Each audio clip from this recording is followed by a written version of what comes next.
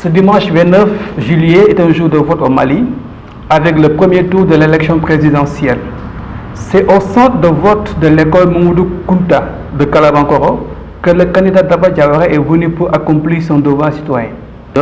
Arrivé aux environs de 10 heures, il a été accueilli par son équipe de campagne et par la suite a été escorté par les forces de sécurité jusqu'à son lieu de vote, sous le regard également des missions d'observation internationale.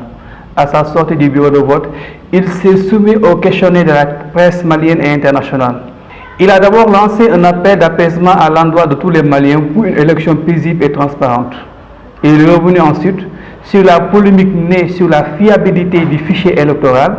Ainsi, il a demandé au gouvernement de faire preuve de bonne foi pour une élection transparente. Revenant sur sa campagne, il a expliqué les raisons qui lui poussent d'aller à la rencontre des populations habitant dans les zones les plus éloignées, ce qui traduit son engagement envers le Mali. Je souhaite que les choses se passent vraiment dans le calme et que ce soit une élection transparente et crédible. Vous avez un appel à lancer au Mali? Pour donner un autre avenir au Mali, pour que notre destin ne soit pas celui que nous réserve le pouvoir en place. Donc j'invite les Maliens à sortir massivement dans le calme et à exprimer leur volonté ardente de changement. Moi je pense qu'il était utile que la population, disons, dans son entièreté, soit largement informée de la situation réelle du pays, pour lui donner la possibilité de choisir en connaissance de cause, de choisir le changement et l'alternance pour notre pays.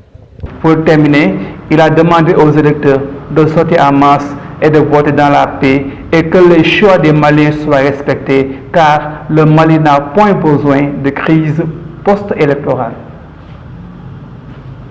Bon, moi j'ai toujours été un partisan de l'annulation totale des listes actuelles et de la reprise de listes sur de nouvelles bases. Parce que je sais que la base sur laquelle la liste actuelle a été élaborée ne permet pas d'avoir des élections fiables, ne permet pas d'avoir des listes absolument crédibles, fiables.